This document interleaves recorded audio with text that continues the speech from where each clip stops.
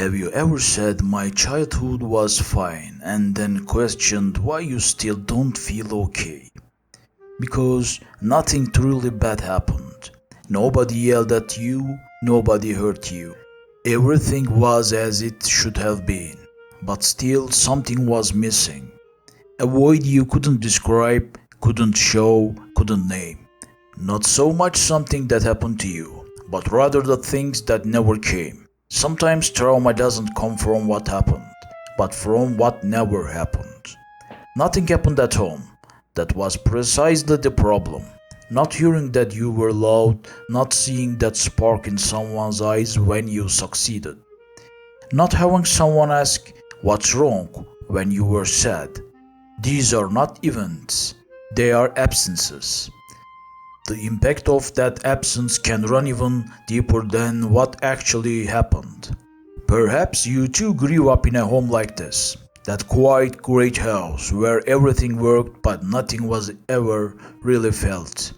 Your parents were always very tired or busy.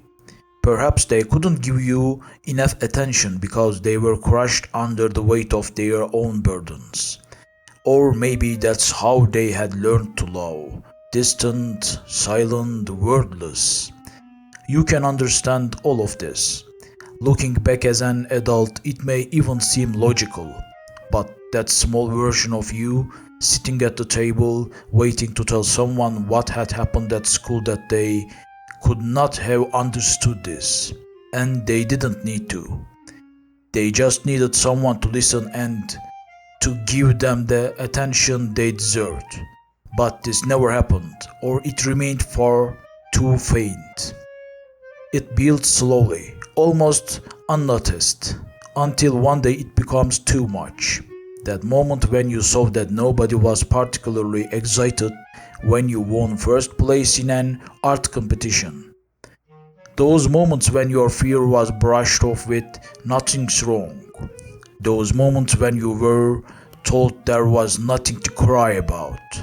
None of these alone constitutes a major rupture, but each one slowly covers over your feelings, and gradually you begin to interpret events differently. You learn how to be invisible. You learn how to shrink yourself, to take up less space and silence your own needs.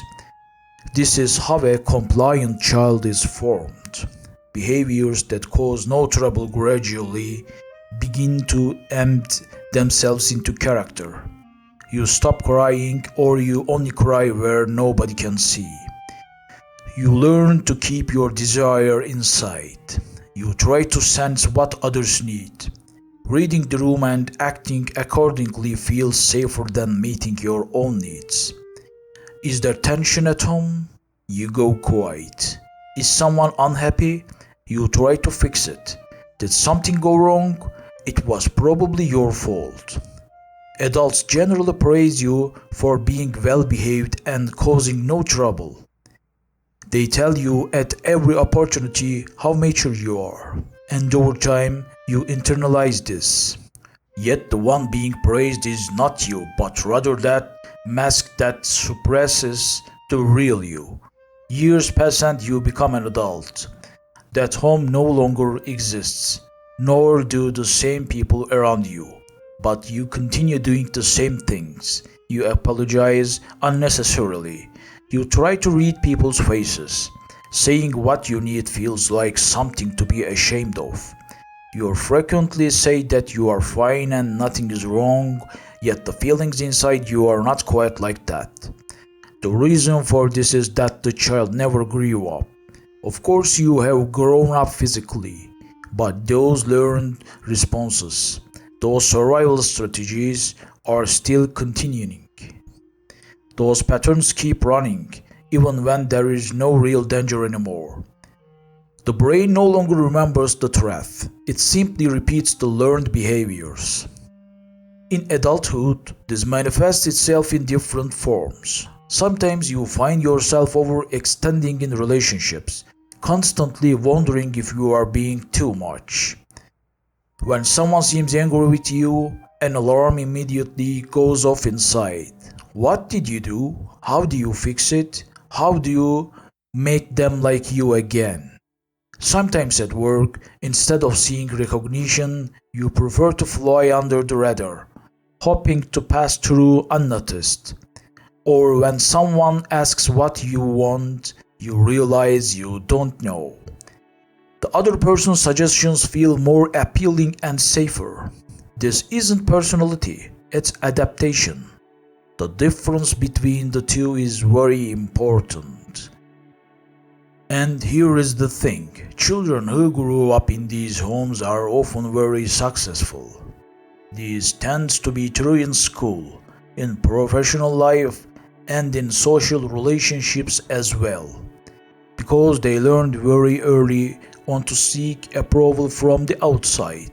They try to build on the outside what they couldn't find on the inside. Success becomes not a pleasure but a safety mechanism. There is a prevailing feeling that if they are good enough, they will be approved of and loved. It's exhausting because it never truly feels like enough. More is always being sold. That void is always felt. That void, more often than not, it is the absence of a solid sense of self. Before you could fully discover who you were as a child, you had learned who you were supposed to be. These two are very different things. The answer to who you are supposed to be comes from outside, compliant, calm, trouble-free, successful. The answer to who you are comes from within. What am I feeling? What do I want? What makes me angry? What excites me? What don't I like? If you don't listen to the inside enough, over time that question remains unanswered.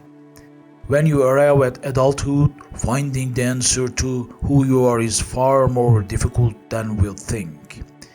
People encourage you by saying you are strong. You may carry that strength as a shield, but beneath it, you feel a profound, bone-deep exhaustion. These two can actually coexist, but we generally learn this slowly over years of experience. There is also this strange side of the matter. It's difficult to talk about what was experienced in these homes, because there are rarely any concrete events to recount. When a therapist or friend asks what your childhood was like, we generally say it was fine at first. But thinking a little more, some questions begin to surface in our minds. Yes, perhaps nothing bad happened, but does that mean something good happened? You think they took good care of me, and that's actually true. They fed you, clothed you, educated you, and protected you from danger. But did they see you? Were they truly curious about you and what you wanted? Did they ever ask about your fears, your dreams, your ideas? As the child you were, with your feelings and thoughts inside, were you truly seen? Not being seen leaves far more of a mark on our souls than we think. At a basic level, we all need to be seen. As babies, we learn to recognize ourselves in mirrors. But as we grow up, the true mirror becomes other people's eyes. Feeling seen and valued in someone's eyes is one of the foundations of identity. If these stones are laid incompletely, what we build upon them rises on a crumbling foundation. We feel the tremors of this building, raised on a weak foundation in our adulthood. When someone says they love us, we approach it with constant suspicion. At a success in the workplace, we think it was just luck that was on our side. When we are alone, we feel that emptiness, the feeling of dissatisfaction and flatness. We feel that something is missing. When compliant children grow up, they may notice this. They struggle to give to themselves what they give to others. They don't hesitate to help a friend. But when they themselves are in need of help, they brush it aside and try to handle everything on their own. They support people around them who are sad, but they share their own grief with nobody. Telling someone they need them feels both difficult and like taking the risk of being turned away. Burying their needs and avoiding receiving help feels easier. But these buried things are like dust swept under the rug. Even if they are not visible, they don't disappear. When the time comes, they surface. Sometimes this shows itself as anger, like disproportionate fits of rage that suddenly erupt over small things without fully knowing why. Sometimes it shows itself as exhaustion, feeling tired even when there is no reason to be.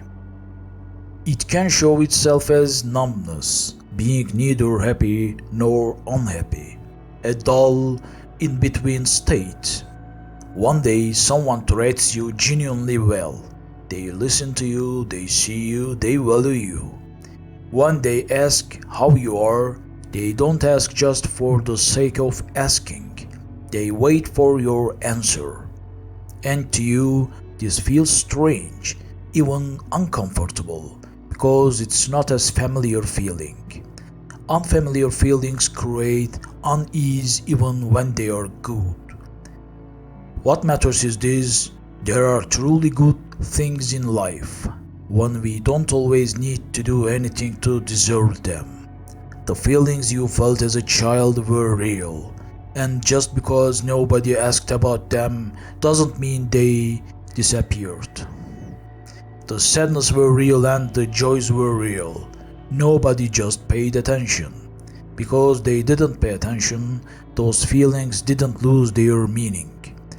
You were feeling everything and you learned to hide those feelings, that's all. And once you see this, you can start getting those parts of yourself back. That home is still living somewhere inside you. That silence, that distance, that feeling of not being seen. The behaviors that trigger these feelings are making you live similar moments. But these reflex come from the past, and the past doesn't have to control the present.